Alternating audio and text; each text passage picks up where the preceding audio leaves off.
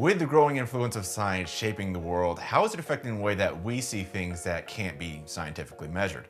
Things like free will, human specialness, and God. Since God has seniority, let's start with him, or her. The start of our search tracks back roughly to this guy, Charles Darwin. After his discoveries on the Galapagos Islands in 1859, he published his theory on the origins of species, which people took as saying that we basically come from monkeys or something. And so with that being the popular interpretation, his work was seen as one of the first scientific accounts that didn't affirm divine intervention. And so when his book passed through the hands of his readers at the time, it came across that maybe God just might not exist. Then about 70 years later, God met against another heavyweight opponent. It was the Big Bang, a theory that challenged the creation narrative of the Bible and which in later years would give skeptics even more of a reason to deny the existence of God. But at the turn of the 21st century, the dust finally started to settle after all this, and despite many losing their religious faith in favor of the Big Bang or Darwin's theory of evolution, there was still never much consideration for whether free will should be subject to the same level of scrutiny. In other words, whatever the differences in opinions that people had toward God, which varied a lot, at least mostly everyone was still on the same page about us having a free will.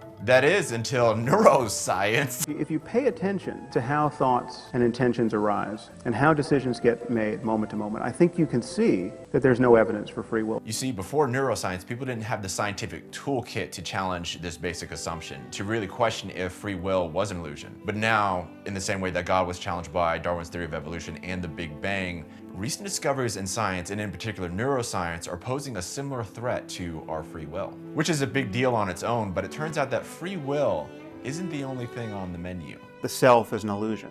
Which is the illusion that there's a me in here, inside of my head, looking out.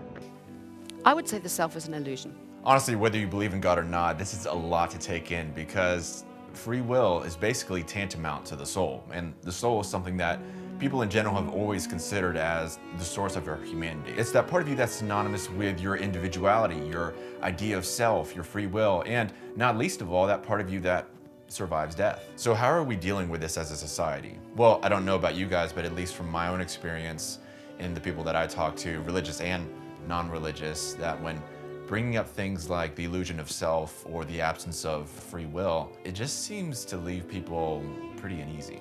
And I get it. It's totally understandable, especially if you're coming from a religious point of view. Also, before going on, I just realized that not everyone has heard about this contention. So if this is your first time hearing about this existential dilemma, one, I'm sorry, and two, welcome to the existential crisis of the 21st century. The damn thing even got a name. Experts are calling it NeuroExistentialism.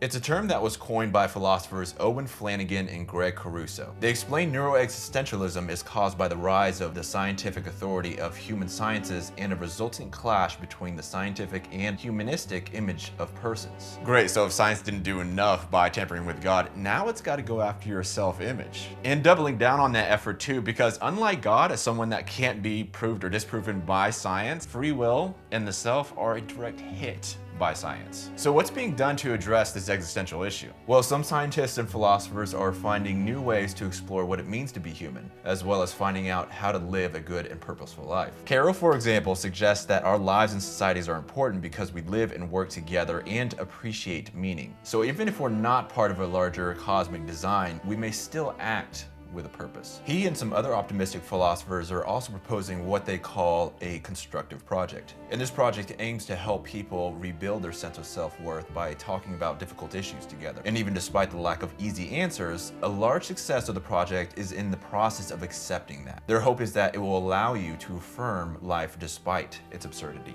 Some other advice that they offer is not to neglect the evidence surrounding neuroscience, but to actually embrace it. Otherwise, you're sort of stuck in this existential limbo, because in the same way of holding on to a lost relative keeps us from moving on, so it is when we hold on to aged out ideas about God, free will, and human specialness. So basically, to sum up that advice, here are the two key takeaways. One, they encourage a plentiful diet of scientific literature, and two, they encourage that you find a group of homies, some people that can validate your existential struggle and support you. And to me, speaking briefly from my own experience, that last one has been pretty helpful. Like, you need that. You need your squad to do life with, your group of homies that can support you in life, because sometimes Life just fucking sucks. But what do you guys think? Should we preserve the idea that we have a free will, or should we go along with the science that is contradicting that idea? Let me know what you guys think in the comments below, and if you like this video, please consider subscribing. Until next time, peace out.